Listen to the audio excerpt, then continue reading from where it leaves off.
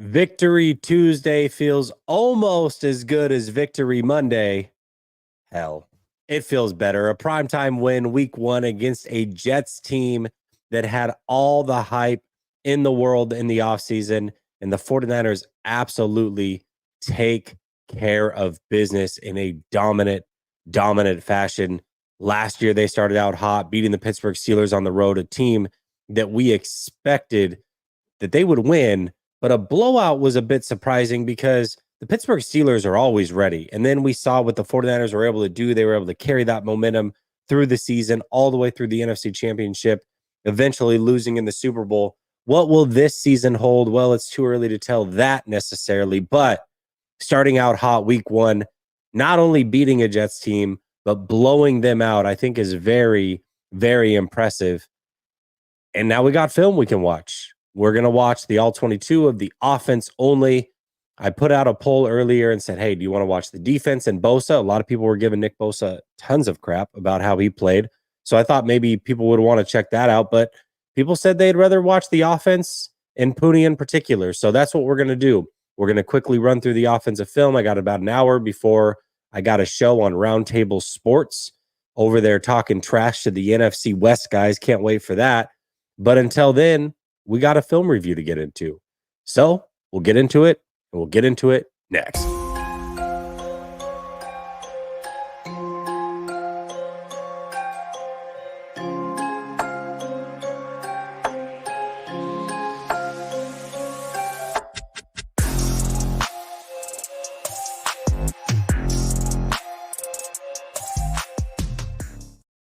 All right. Welcome back to Last Second Sports. We are giving you our take down to the last second. And it's a film review day. No Sunil. So gonna ride a little solo dolo. And let's just get into this film. I haven't watched it yet myself. So I always like waiting on watching it and then watching it with y'all, because it's like first time through. You guys catch some things that maybe I'm not catching, vice versa.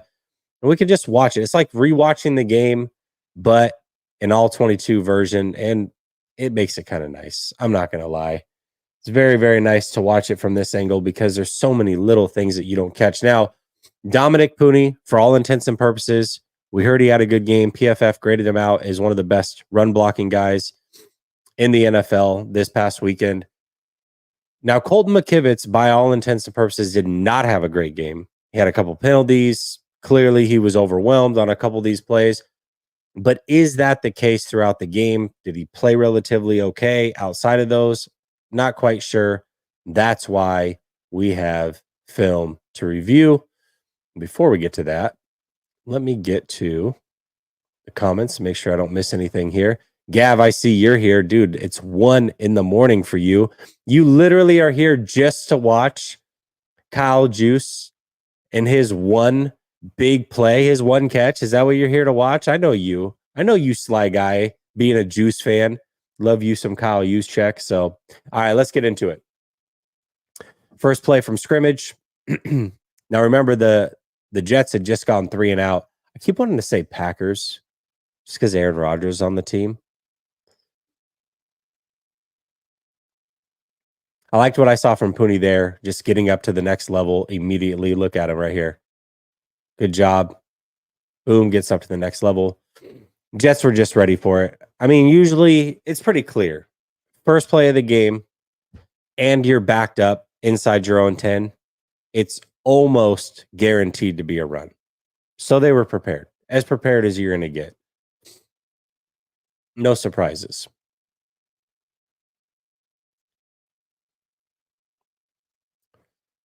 All right, 2nd and 8. We got Juice lined up to the right. Debo in motion. Ayuk down at the bottom of the screen here.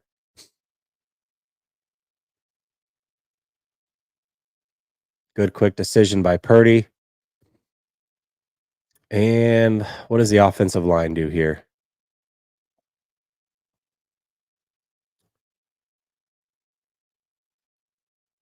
Nice little double team over there, Brindell and Pooney.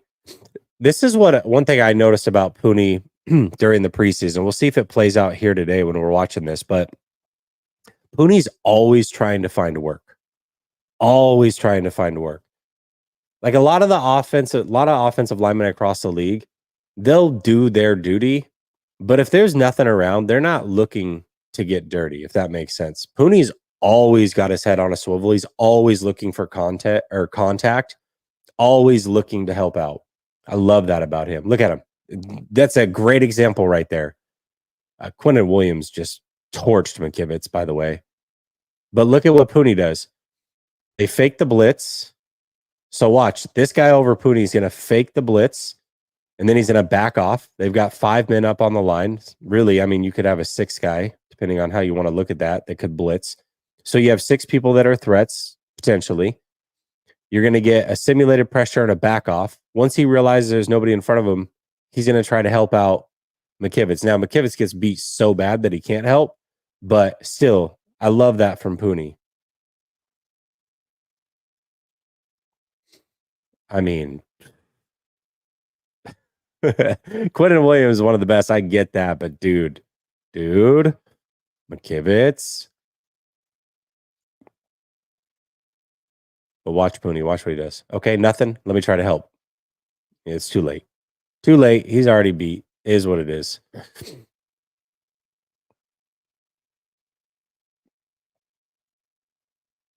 Yeah, Colton is getting walked into Purdy's lap a lot. I see you, Otis. Otis Sweatpants. It's a funny name. Look at Pooney, man.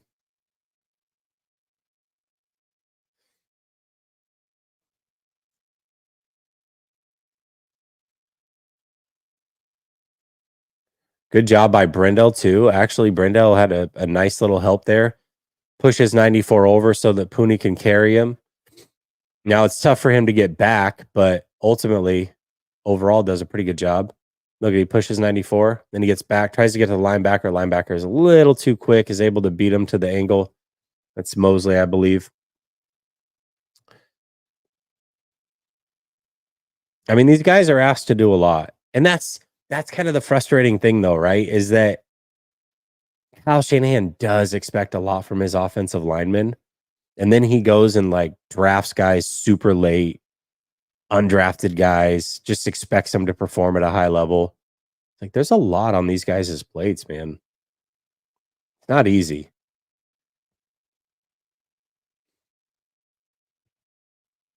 Yeah, I remember Debo kind of complaining about the ball placement here. Let's see if my first thought was like, dude, it's a linebacker. You can't even separate from a linebacker. Like, what are we actually doing here? Like, what kind of ball placement are you looking for? How about just separate from a linebacker?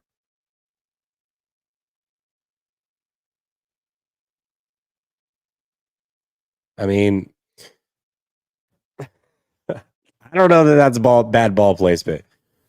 I mean, could it have been out in front of him by another 6 inches? Possibly. Sure.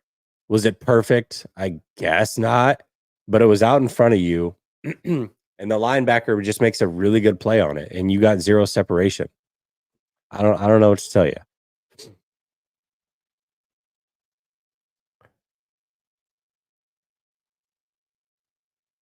Oh. You guys see what I saw? You guys see what I saw? Watch Brendel here.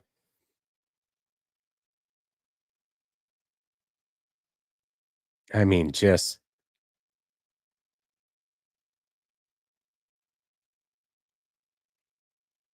okay. All right. He ends up on his butt way more often than he should. He doesn't here, but it was a good save. Oh, he does there. Never mind. He ends up on his knees. There's like once a game where he does that. Is there other? I don't know. I guess I don't watch enough offensive linemen. Offensive line is not my forte. I like to watch the play develop. I like to talk quarterbacks. Really, that's what I really enjoy doing. But you know, when we're talking 49ers, the offensive line is so important that we've got to discuss it. You know, technique wise, I'm not going to be the most sound as far as breaking that down, but you know when it's supposed to look good, and that doesn't look good. Yeah, that looked pretty good. Did you guys hear last night when who was it, Aikman said that Mason looked like Marshawn Lynch? And when you heard that, were you like, duh, of course he does. We know that. We know he looks like Marshawn Lynch. He runs just like him. We've been saying it.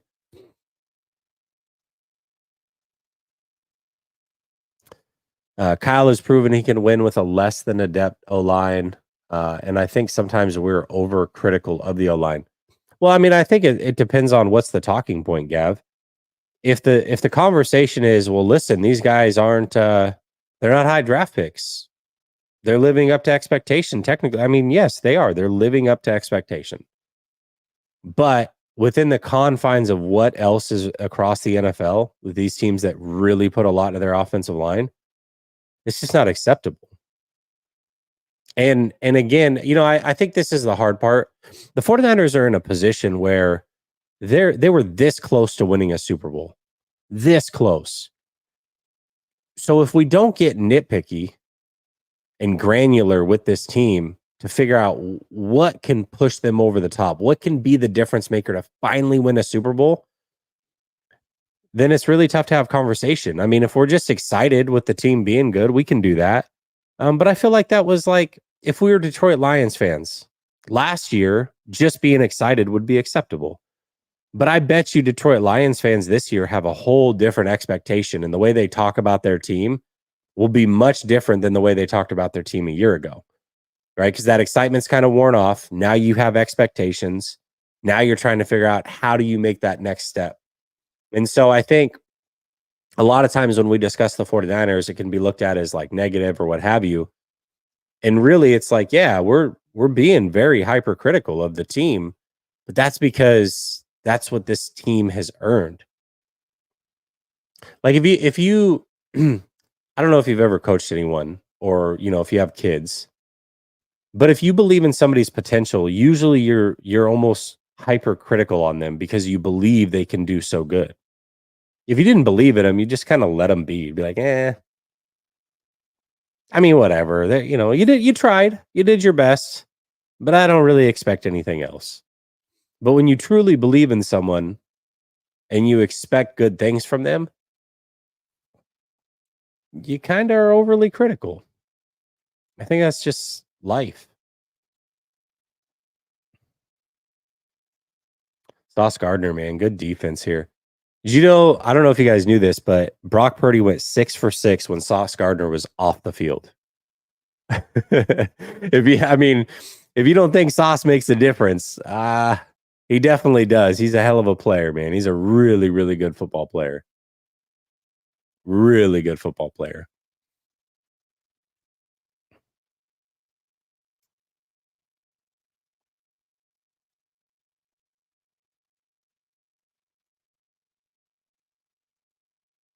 Man, even on that catch, Ayuk was kind of like little bobbly. He just didn't seem confident or sure of himself last night. It definitely wasn't the Brandon Ayuk that we've all enjoyed watching the last couple of years. You know what I mean? He was just off. But that's what happens when you miss all of training camp. That's what happens. So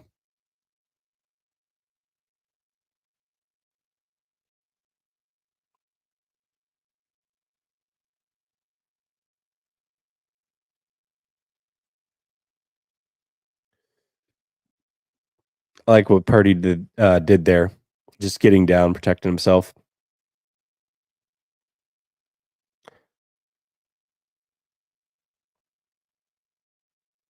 Good job by Juice. Gav, your guy. Good job by Juice, man. That was a defensive end, one-on-one.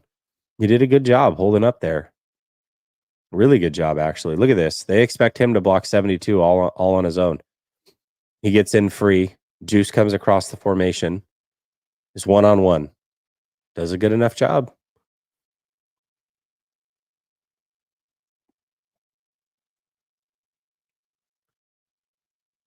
Oh no, Scott, I saw that though. Sauce definitely didn't like tackling Debo. Twice he pulls up lame with the shoulder tackling Debo. So, but as far as a coverage corner, man, Sauce is really good. Sauce is really, really good. Great run here. See how it opens up. Banks getting mobile. Good job. Nice work. Nice work by the offensive line.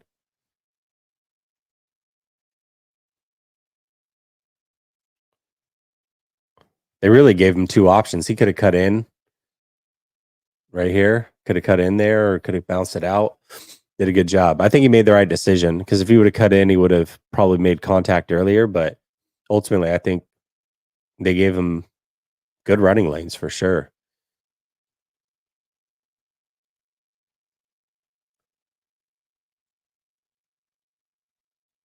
This play right here. Kyle, dude.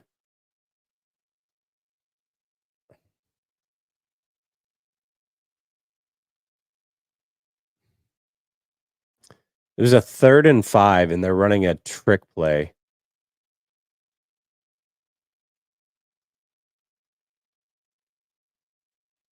It's like, why not throw the football?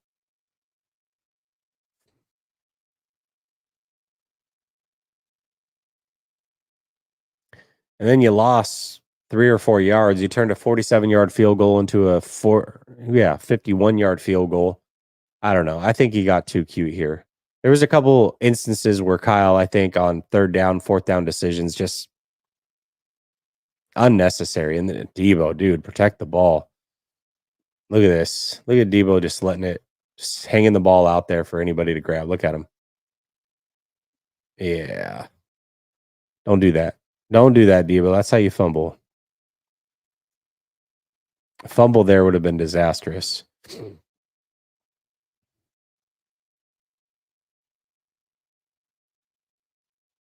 Oh, that's the play from training camp, the one that everybody was excited about?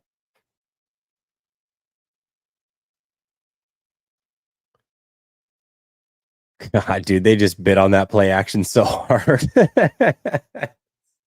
Brock just had a free 10 yards, basically. Look at this.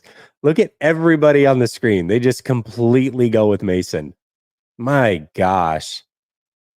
Every single person. There's nobody there. How can you not take that? He's like, all right, free 10 yards. Let's go.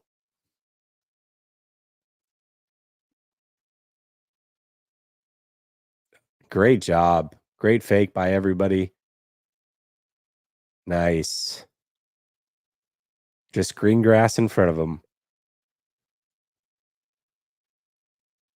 Yeah, Stovey, I saw that. I think quarterback sliding is like a lost art. And he played baseball, I'm pretty sure. I mean, it's just a baseball slide.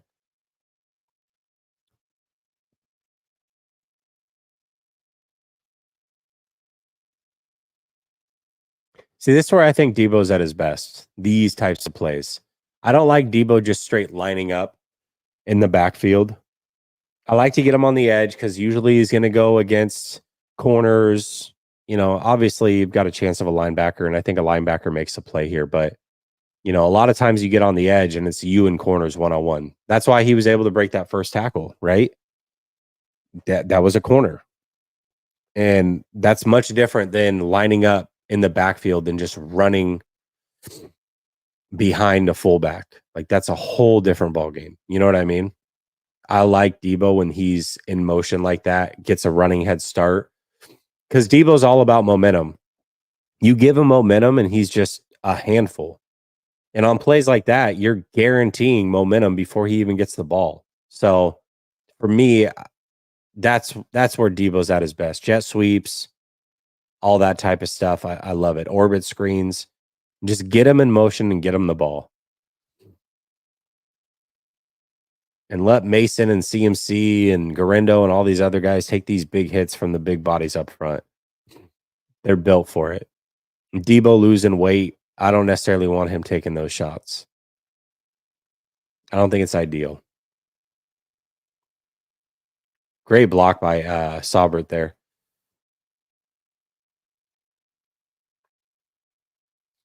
Lined up as a fullback.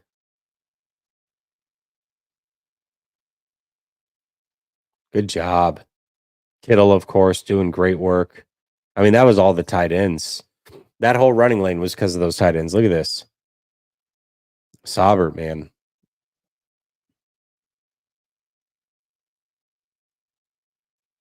Heck yeah.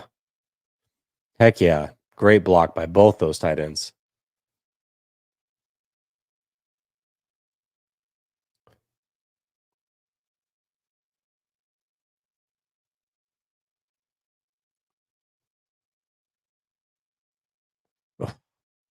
Mason, man, he just find me a play where he runs into somebody and he goes backwards. Have we seen that yet?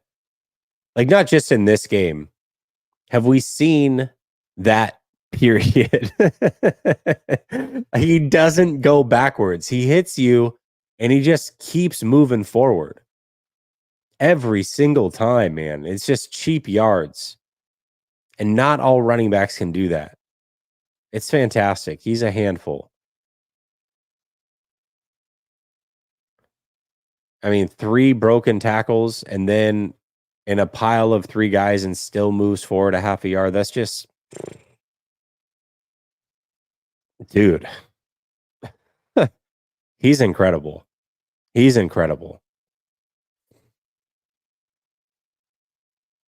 Oh, man.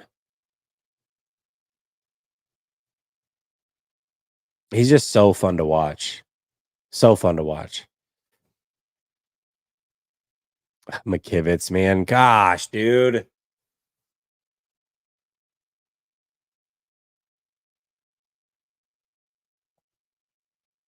Ugh,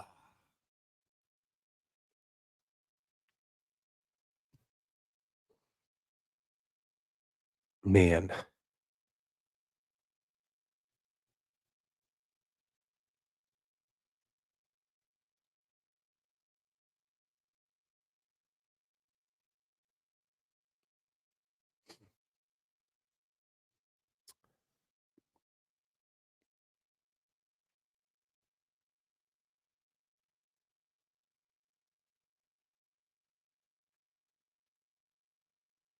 Was that just another good play by the DB? His DBs were tough, man. They battled. I mean, every single time, not every time, but that's hyperbole. But most of the time, these guys were making tough catches. Like there was a hand in there from a DB. These guys, they play tough. It's a good secondary.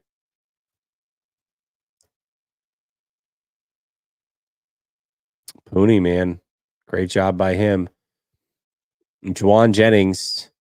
Tell me if you guys agree with this. I'm not a Golden State Warriors fan, but offensively, Jennings is kind of Draymond Green, right? Like if you were comparing these guys to Golden State Warriors, he's kind of the Draymond Green. He just grimy, gets in there, isn't afraid to do the dirty work. And then it's like out of nowhere when you need him to make a catch or a big play, he just does it. He just does it, man. Great throw and catch.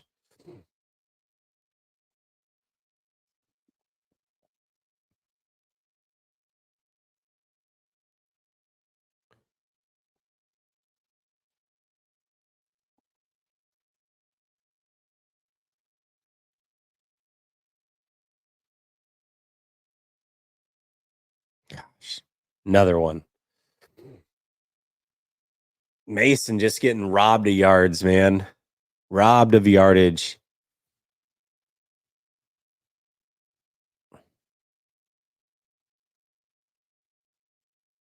I mean, it's definitely a hold. It's definitely a hold. I feel like it didn't have to happen either. I don't know that Sauce Gardner was excited to go tackle. I mean, he literally almost shielded himself from Mason and then like pulled Debo into him too. Like, hold me, man. I don't hold me back. Hold me back. I swear I want to tackle him. He didn't want to tackle Mason. Come on. Nobody wanted to tackle Mason. That was like a middle school fight where it's like, no, you throw the first punch. No, hold me back. Hold me back. Come on.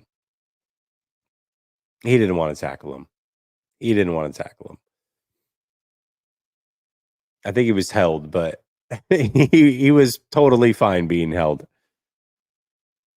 He encouraged it.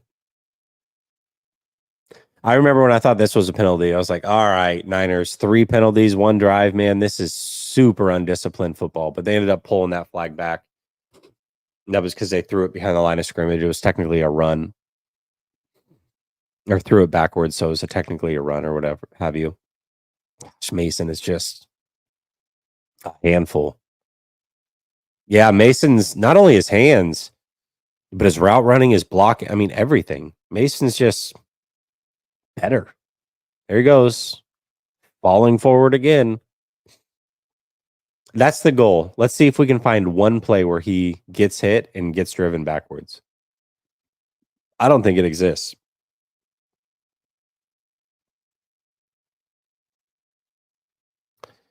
And yeah, I think they should have let him run this one in. I think that is this when Debo takes it? Yeah. But see, he's just more effective when he gets to the edge. Way more effective when he gets to the edges. He just is. I mean, that's twice now we saw him get to the edge on a play like this. And he got yardage, positive yardage both times. But when you run him up the gut, it's like, yeah, he'll get a few yards. Maybe.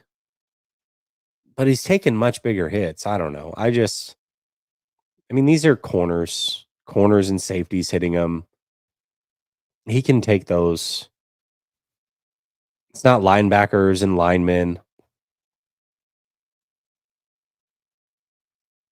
And yeah, Mason definitely should have gotten TD. Trent just swatted that man. Yeah, he definitely did. Definitely did.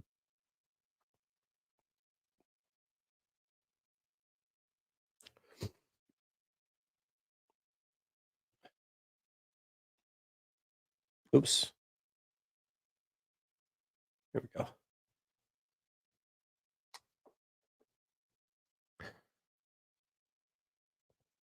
Nice layered throw from Purdy. Ronnie Bell blocking what downfield. Look at him. Look at Ronnie Bell.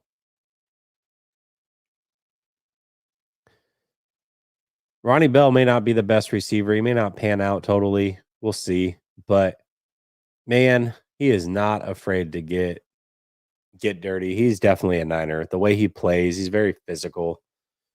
I like Ronnie Bell. A lot of effort.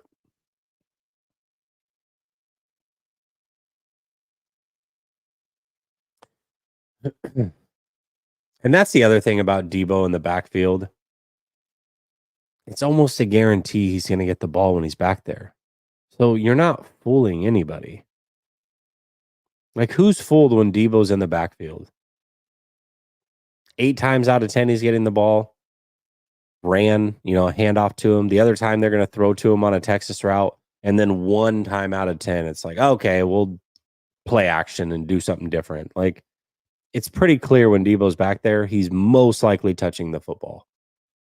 So it just doesn't, it's kind of lost its luster.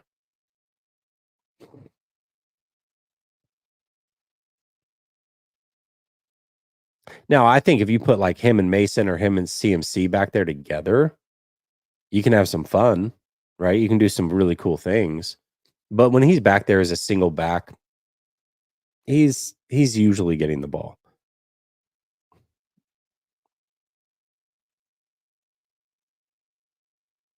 Mason's still falling forward.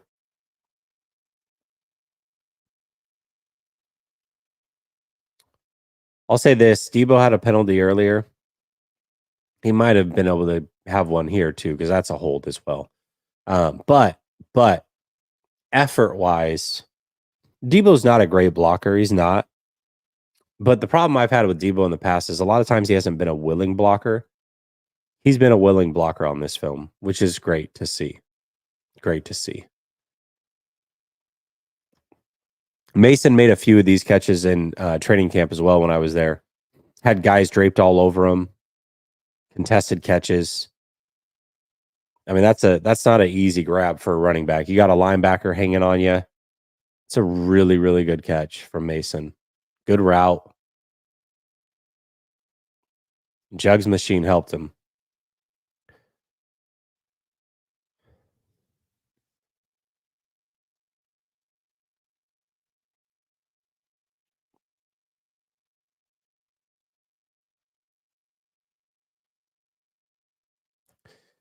That's probably, I talked about it during, I think, the last film session we did, but that's probably my favorite thing from Brock is just his ability to stop at a moment's notice. Look at this. Stop, get his feet set, fire the ball. Again, I talked about it then and I'll talk about it here. These are not sexy plays. They're not plays that are going to make ESPN. They don't even really do anything in the box score if we're keeping it a buck. But being able to stop, protect yourself, change your arm angle, and fire a completion there to keep the ball out of harm's way. I mean, those things matter. They just add up. And I know a lot of people were really critical of Brock. You know, I didn't play well and was 6 for 6 when Sauce was out. If Sauce had played that series, maybe it wouldn't have been blah, blah, whatever. All I know is I agree. I think for Brock Purdy, I think for any quarterback in this offense with these weapons and Kyle Shanahan, it might be easier than it is for a lot of people, a lot of quarterbacks across the NFL. But easy isn't always easy, if that makes sense. Like the way that I see it is the Tennessee Titans lost this week when all Will Levis had to do was the easy stuff. If he had just played basic football and played within the confines of that offense, they would have won that game no problem. But Will Levis couldn't make the easy look easy, and so they lost. Brock Purdy makes the easy look easy, but that's a testament to him being able to execute.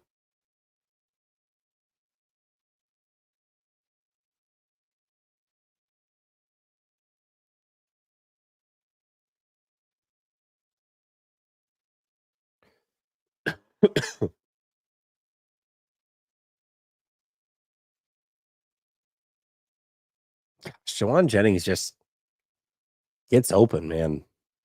He's such a big body, and he just gets open.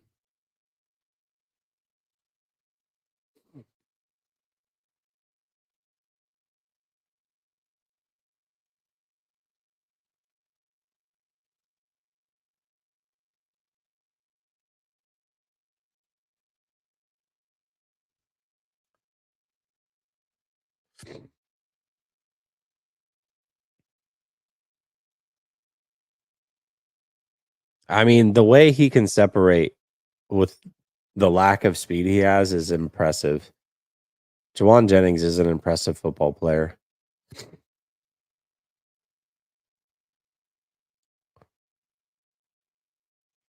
I remember 2 years ago when Fred Warner said he's one of the best football players on the team, and I was like, Jawan Jennings? Like, really? You guys think that highly of him?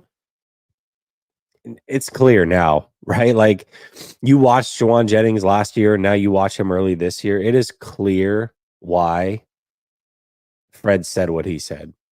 He is a really good football player. A really good football player. And it seems like every time he's on primetime, a new group of fans realizes how good he is. But man, we know. We know how good he is. He's an important piece to this team.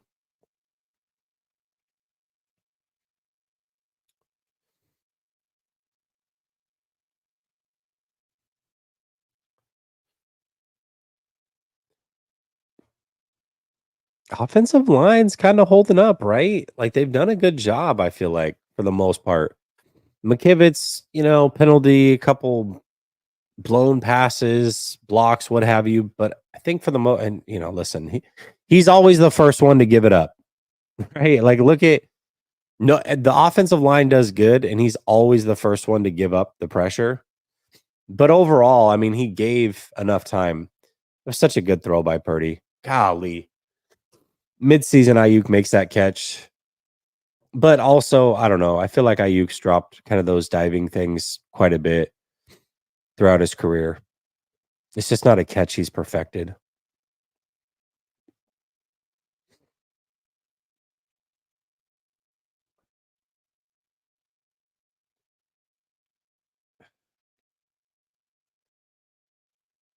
Actually, no issue with McKivitz there. He does a good job. Gets his guy on the ground, gives room for Purdy to climb the pocket.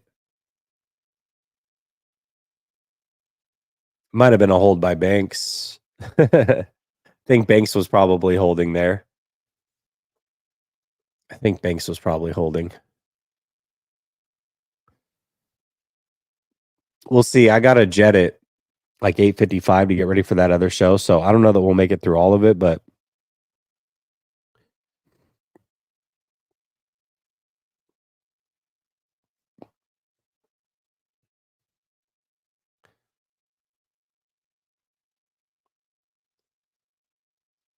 ooh, they were ready. You know, the Jets were definitely challenged at halftime by Saleh and Ulbrich. They just were getting gashed. And I think they were certainly challenged. And they came out as fiery as they could have. I think they held up pretty decent early in the run game, but ultimately they couldn't do it. They couldn't handle it. They really couldn't.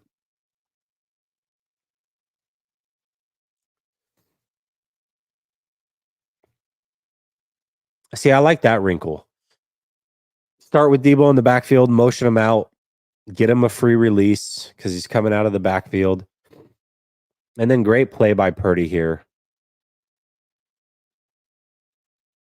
Just get the ball out, keep it safe, allow your player to go make a play. I mean, there's a lot of quarterbacks get sacked there. A lot of quarterbacks get sacked there. It's not easy to keep your eyes downfield when you've got pressure in your lap, and he does a great job of it. I mean, that's a sack for probably 15 starters in the NFL, or an incompletion, maybe an interception for a couple of them. Will Levis, Daniel Jones.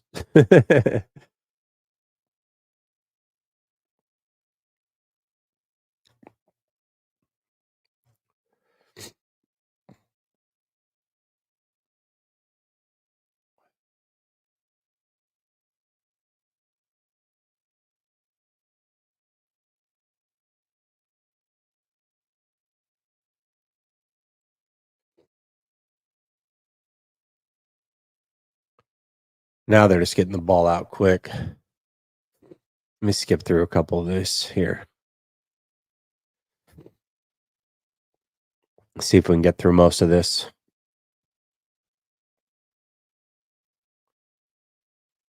Brendel just got blown up. Pressure immediately up the middle.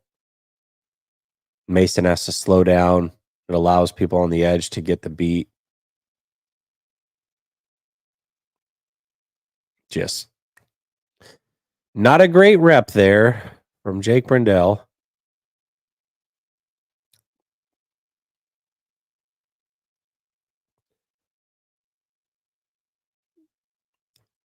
Gosh, man. The whole right side fell on their backs. I think Pooney held up pretty good, though. He definitely got pushed over, and I think he probably tripped on a foot, but he held up pretty good. Look at this formation. That's interesting, huh? You guys see that? Look at this. I don't know that I've seen that one very often. I like it, though. Apologize, guys. I got the sniffles. I've been under the weather since Friday. I just can't seem to kick it, man. It's head cold. It's killing me.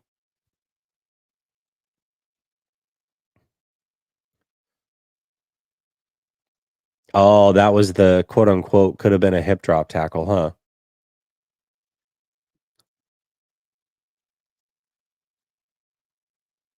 Yeah, I don't know the rule on it, man. That one's tough.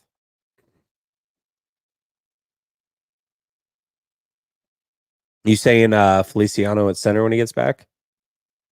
Yeah, Daniel, maybe. I don't know that if that's a penalty by the letter of the law though. Like, hold on. Let me look at I'm gonna read it real quick while we're at it.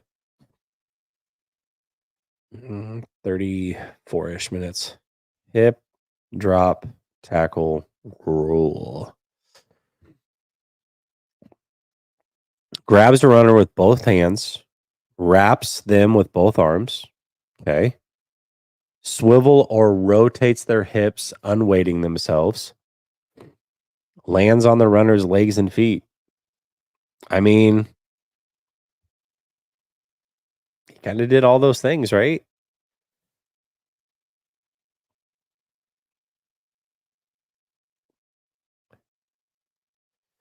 Some say that the ban is difficult to enforce because it's hard to determine a tackle is a hip drop or not. Others say the officials can use their discretion to call a hip drop when it looks like one, even if it's not.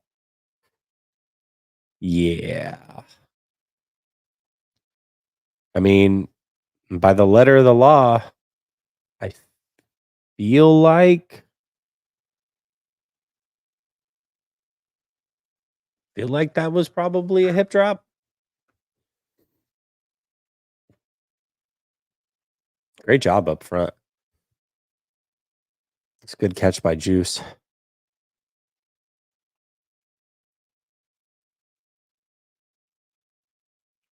Yeah, that was the one, JVNR. We just saw that play. That's why I was talking about the hip drop. Mason still has not been pushed backwards on a tackle. Maybe next week, right? Maybe next week Minnesota will be able to get it done. I don't know.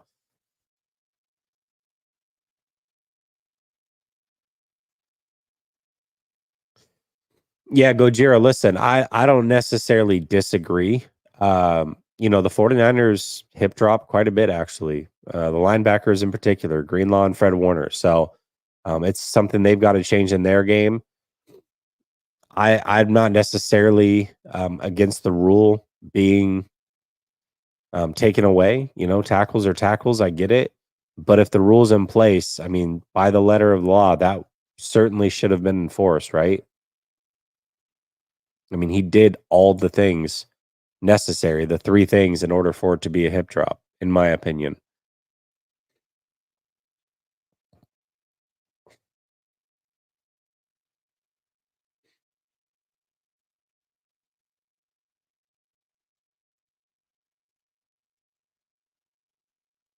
Yeah, but Cryptic, this happens every year with every rule change. I feel like we get into the playoffs, things are called a little bit different, and then it's like, oh, the new stupid rule affects something again.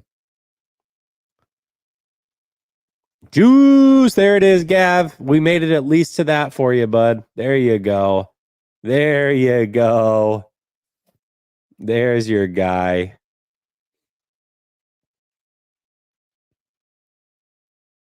Great protection up front. Good route by Juice. Dime by Purdy. Bang, bang, bang.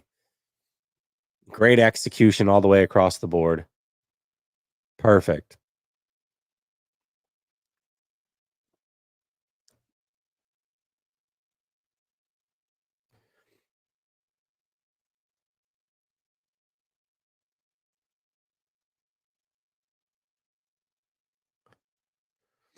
I don't know that. I mean, how many fullbacks are there realistically in the league? 10? Cryptic? I mean, no. I think your answer is no. There's not a pass catching fullbacks as good as Juice. But to be fair, I don't know that there's more than 10 fullbacks on NFL rosters. I could be wrong. Maybe 15. But I feel like there's not a lot. And then you got guys like Ricard in Baltimore that it's like they're listed as fullbacks, but they're really an extra offensive lineman. I mean, that guy's massive. Absolutely massive.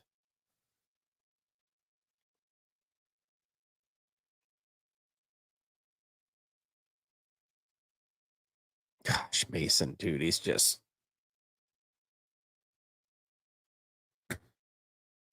Anybody else win fantasy football this week because of Mason? I did.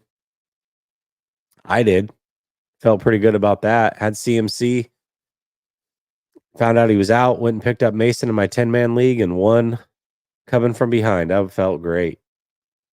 I think most 12-man leagues, he was definitely picked up. I know he was in my money league, but I have a work league as well. And it's 10 of us, and he was available. And, well, I won. I definitely won.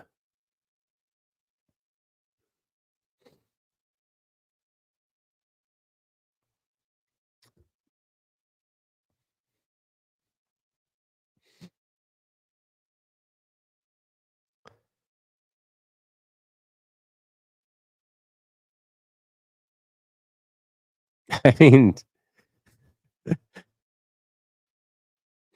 just to even get that throw off is so damn impressive. Look at this. I mean, it looks awkward, but just to protect himself from getting blasted, that's so hard to do. Get the throw off and protect yourself from getting hit. That's just not. He's just super agile.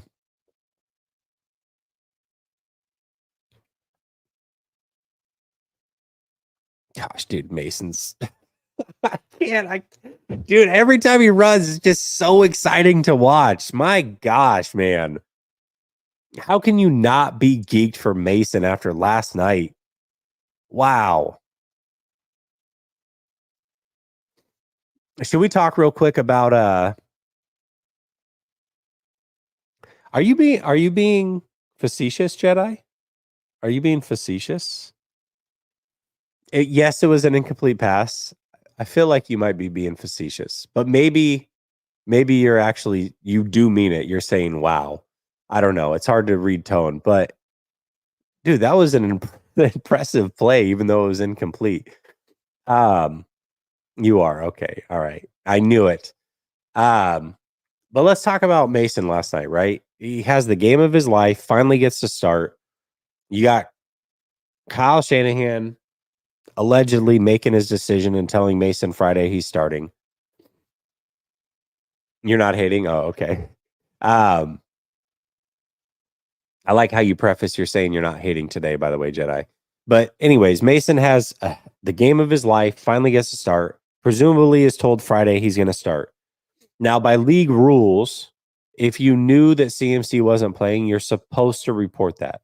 At least list him as doubtful, what have you. They didn't do that. So Kyle doesn't let Mason in on the, hey, make sure you don't tell anybody tip. Probably doesn't account for he's going to have the game of his life and get interviewed after the game. But then he comes to the podium and is visibly like, oh, what? I mean, no, we didn't say that. I mean, he must have misunderstood. Mason gets reamed behind the scenes for it. And then Matt Mayoko asks about it. I know fans were frustrated, like, ooh, why do you even ask him? It's like, come on, the question's not a bad question. He's trying to get clarification. There's nothing wrong with the question. Matt Mayoko's great at this. Like, let's calm down on that. But Mason, visibly upset because he got read the riot act for telling the truth. And it's like, man, come on. That was on Kyle. That was his flub. If he was, in fact, told Friday that he's starting, again, wasn't there. Who knows? I'm sure he was. And it's not like the 49ers are the only team that does this. I know. It is what it is. But like Mason's night probably wasn't ruined, but definitely got a hiccup that wasn't needed. And it could have been avoided. Like, that's on Kyle. You got to do better, man. You got to do better for that. You guys got to get him prepped. He doesn't know any better. He's just telling you what happened. I hate that his night had anything in it but flowers, because that's all he deserved yesterday. Hell of a game by him. Big reason they won. Coming out party. I mean, just fantastic. Fantastic evening. I hate that it had a damper in it because of that other BS. Also, I do want to say this about CMC as well. So we're talking running backs. Listen, CMC, we'll see when he's able to return. But this is exactly why he wanted guaranteed money. I remember talking all off season. Hey, listen, he's 28. You never know when the wheels can fall off, and people are like, "Oh, it's CMC. He's gonna be great forever. Like, sign him until he's 50 if he wants." Okay, he's a running back. That's all I know. And I'm not saying he's lost a step when he does actually return. I'm sure he'll look great, but there's a reason he wants guaranteed money, much like Trent Williams. More so for CMC, he knew how good Mason was. Let's not forget that in training camp, he talked him up. He knew how good Mason was. And he knew that if he got injured, no guaranteed money, that he'd be gone after this year because Mason would come in and play really good football. And guess what? He got hurt. Mason came in and played really good football. And now if he is gone next year, which I doubt, he's protected and he'll make money. Guaranteed money. So that's why CMC and Trent did what they did, is for that exact reason right there.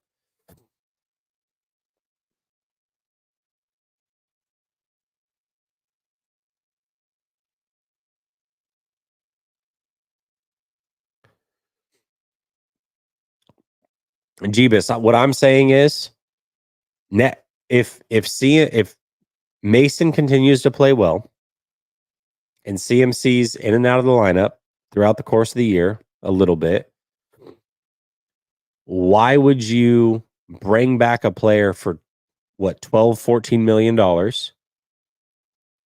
when you can just get out of the contract, turn things over to Mason, save the much needed money, probably bring back both of your corners instead of having to choose potentially?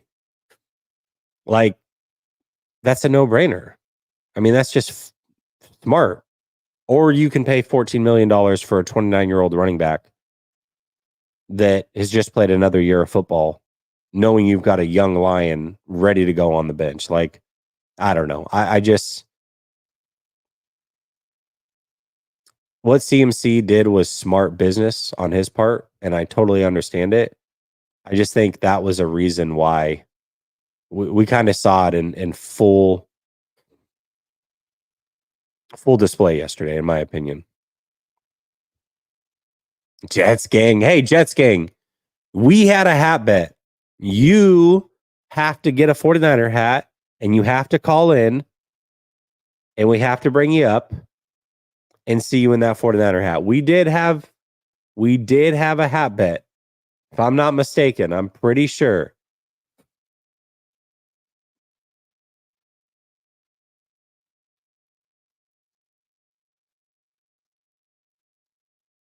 And also, respect to you for coming in the chat. It's been a day. I'm not even going to go tough on you. Now, I don't know if you're familiar with King Lowski. He's about to get it on that round table. But, all right. Appreciate you, Jets King. I'd have been looking dumb up here in a Jets hat if I had to. But, that'd have been awful. I mean, the green's even ugly. Who likes green anyways? It's just a awful color. I'm just joking. I'm literally wearing green right now. I'm wearing green right now. I'm just joking. Those helmets are actually pretty fire. I'm not gonna lie. I do like their unis.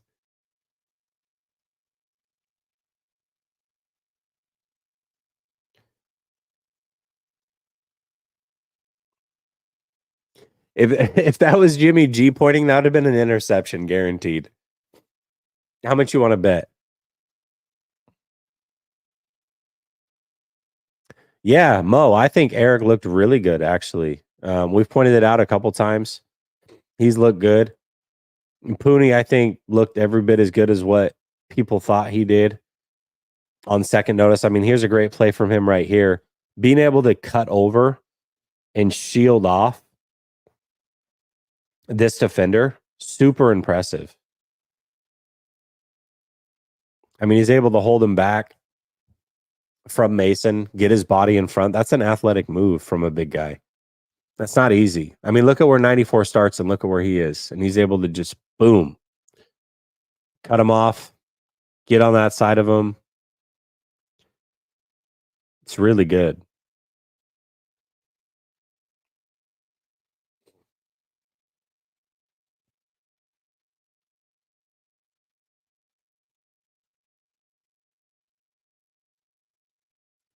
This was a great play by Debo. Really, really good play by Debo.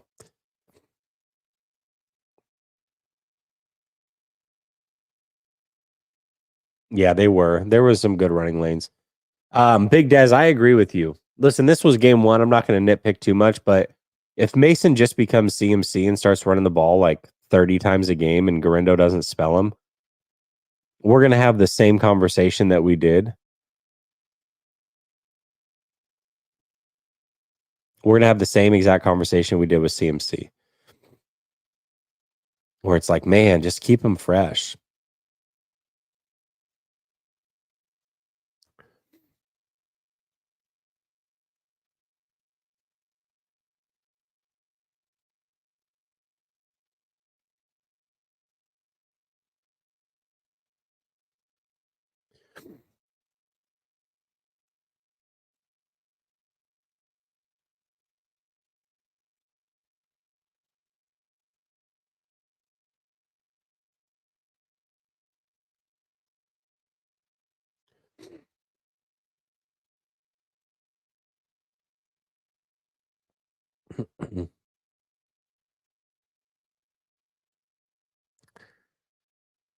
Jeebus says 49ers win the Super Bowl if Mason closes. Yeah, maybe. Maybe. I felt like he could have been closing all last season, though, you know? I mean, it was clear to me why he wasn't getting a lot of playing time. I mean, listen, I talked about it all season. I know we all wanted him to play, but he didn't know his assignments. He wasn't a good blocker, consistently running the wrong routes, wasn't great at pass catching, but he's literally improved at all those things. That's why he's able to get on the field this year. But as a runner, I think he could have closed out a lot of those games when they had a lead. And it's like, defenses knew he was running. You know what I mean? Or knew that the 49ers were running. Why not just put Mason in there? Because he's going to run tough.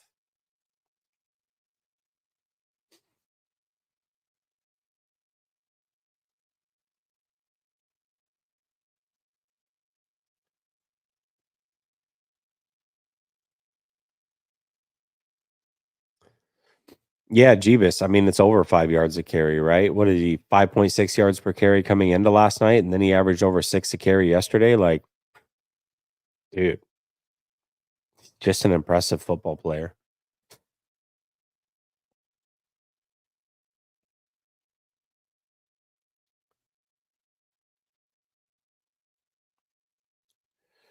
That was like the one throw and catch where Ayuk looked like looked like Ayuk. Like he felt comfortable. He didn't bobble the ball, ran a clean route.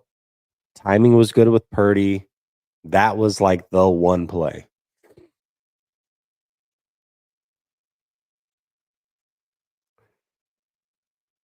Hey, Jets gang, how come you guys didn't play I think rookie, right? You guys have a rookie. I think he's a rookie running back, number 0. He came in like really, really late in the game.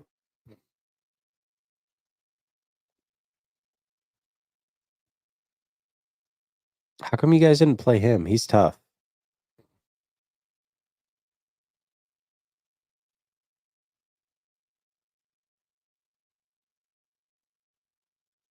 Felt like he could have done some things, but like Brees Hall underwhelmed yesterday. I feel like Jets gang. You know what I mean? I feel like he underwhelmed. Yeah, Allen. There you go. He's tough. He's a good runner. I mean, he's kind of like your version of Mason a little bit. I feel like he could have played and made a little bit of a difference in that game.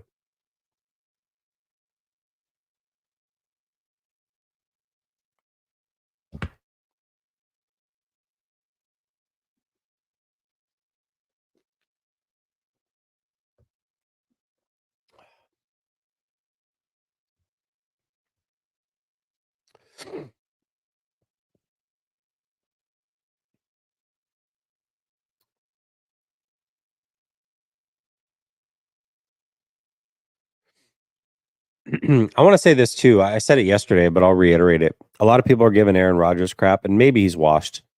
I don't know. I felt like he made three really, really good throws that a lot of quarterbacks in this league can't. Most quarterbacks in this league can't. He definitely looks slow footed, a lot slower footed than what I remember, but that's to be expected. I'm going to give credit to the 49ers defense yesterday. And we'll see how Aaron Rodgers plays out. Maybe I'm just dead wrong on this. Maybe he is shot. But I feel like over the course of the season, he's going to be pretty good for most of it. And I think saying he's bad at this moment, we don't fully know, is just taking away credit from this defense, who did a great job on Breece Hall and a fantastic job on Rodgers as well, outside of a couple plays. So I'm just going to give full credit to the 49ers defense. I think the Jets will probably bounce back, and I think Aaron Rodgers is still pretty good, but we'll see. We'll see. That being said, I do got to run. Everybody, come support 49er football, Roundtable Sports, NFC West Roundtable right now. It's literally supposed to start at 9. I'm late. Come talk some crap to Seahawks fans, Cardinals fans, and Rams fans. We'll be over there in a minute.